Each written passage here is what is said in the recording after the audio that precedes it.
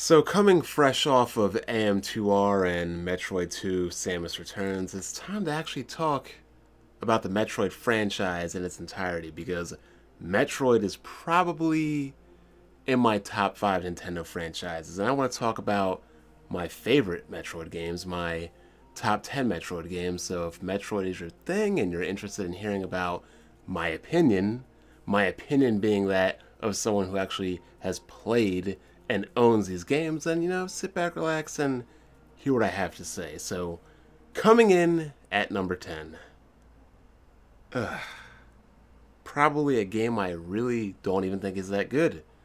Metroid Other M. I mean, eh? It's not 2D, it's not 3D. I mean, it is 3D, but it's not a Prime game. It kind of is 2D, but it's not a 2D game. You have a group of jabronis that you walk around with. You have a guy that won't let you use your weapons right out the gate. You have to be you are a bounty hunter and you have to be authorized to use certain equipment and certain weapons, which absolutely makes no absolute sense because you are being paid to do a job. Why does anybody care how you do your job as long as you are doing what you are getting paid to do? Outside of that, the bottle ship was kind of, how many situations are the Federation going to put themselves in where they find that Metroids and cloning and mother brains and things like that just don't really work out?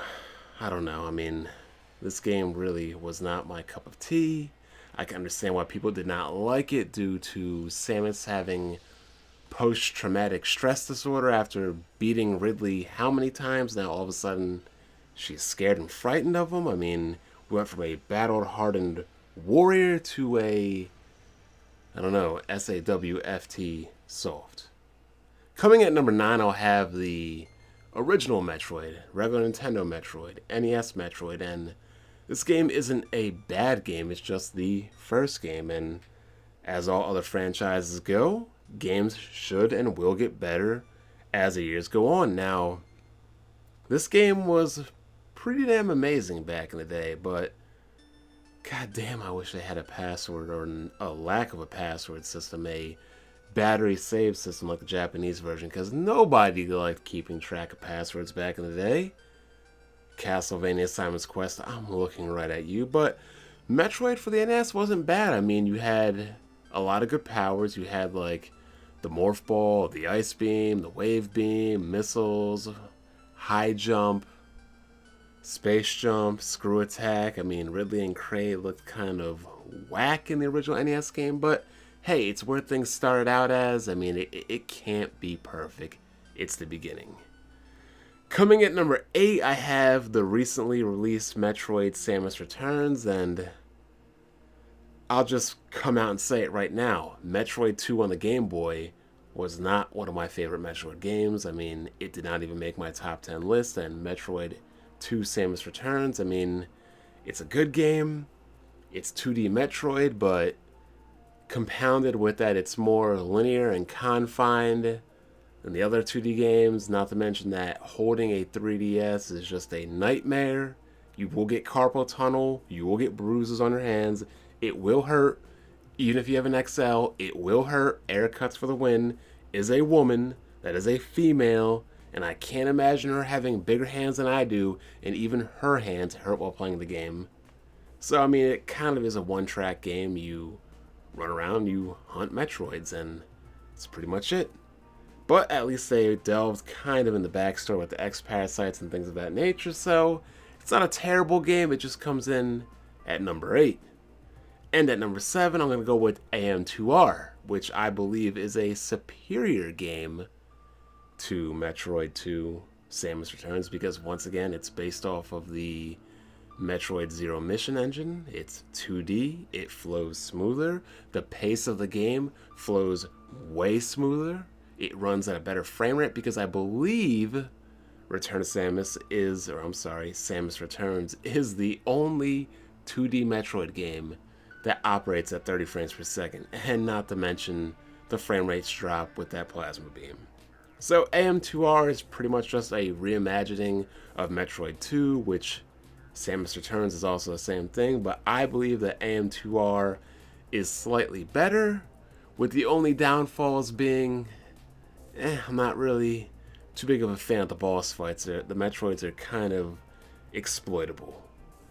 Now at number 6, I have Metroid Prime 2 Echoes, and a lot of people, myself included, feel as if this one is the weakest of the Prime trilogy, and in fact, it is. Not to say this is a bad game, but I really didn't care much for the Ing.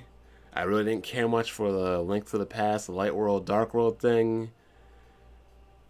I mean, just how do I explain this? I mean, there's backtracking in Metroid as it is, so it's kind of like you're playing an overlapped game.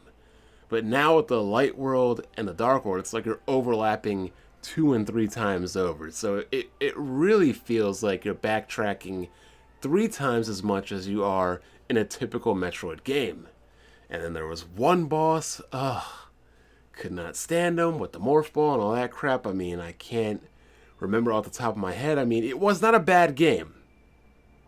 Don't get me wrong, it was not a bad game, but it is by far the weakest of the Prime trilogy. Coming in at number 5, I had Metroid Prime 3 Corruption, and Corruption, again, was not a bad game.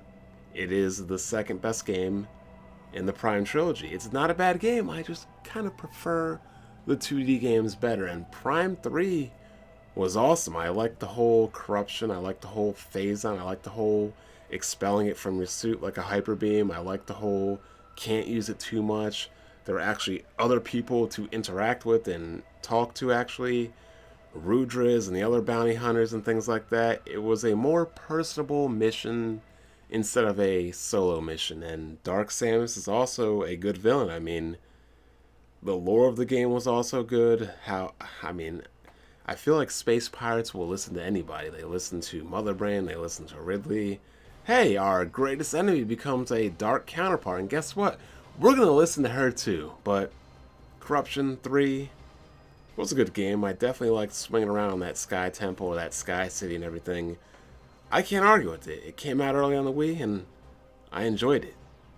Coming in at number 4, I had Metroid Zero Mission, a reimagining of the original Metroid, and this game was absolutely amazing. It took the original Metroid, updated it into a quasi Super Metroid, added things like Speed Booster, bunch of other power-ups, an extended game, a new suit. I mean, you actually go in, try to escape the planet, get shot down, have to crawl around as Zero Suit Samus, get a brand new suit, and yeah, I mean, it's a reimagining of the first game, but played as if it was Super Metroid, so I have no complaints about that game whatsoever. And then coming in at number 3, Metroid Fusion. I mean, a lot of people did not like this game, and I can't understand why. I mean, I know it was kind of short. I know it was kind of different. I know people aren't really big fans of the X-Parasites, but in my opinion, the game in the series, being Metroid 4, had to move on. You had to move on, and at the end, Samus becomes a fugitive to the Federation. I mean, it might not be explicitly stated, but you have to look at it as Metroid, or wow, I really call it Samus Metroid. Samus pretty much boned the Federation. And if they ever come out with a Metroid 5, I can't imagine the Federation not being pissed off and, hell, maybe even sending other bounty hunters like Silix after Samus. I mean, I like the game. I like the X-Parasites. I like how they, continued off the story of SR-388 with Metroid 2, where the Metroids are engineered to kill off the X-Parasites without the X-Parasites being kept in check by the Metroids. They just went on a rampage. You got infected, The SAX and X-Parasite copied your suit, so you had to run from that and kill that. Omega Metroid is the end boss. You drop the station on SR-388, killing off the Metroids and the X-Parasites. But we all know, if they ever make a Metroid 5, which they need to do, it's been 15 years. I mean, that Metroids will once again be cloned, and somebody will be dumb enough to clone the X-Parasites. Now, you all know what's going to come in at number 1 and number 2. But which one is going to come in at number 1 and number 2? And this is really, really hard because number 1 and number 2 are amazing games. Metroid Prime is an amazing game. Super Metroid is an amazing game. And it comes down to Super Metroid being the best 2D game and Metroid Prime being the best 3D game. But I gotta say that Super Metroid comes in at number 2. And Super Metroid is the pinnacle of 2D Metroid. The pinnacle of power-ups. The pinnacle of just being a great, amazing, well-crafted, perfectly constructed game. And if you've never played it, you owe it to yourself to play it. I mean, it takes place right after Metroid 2.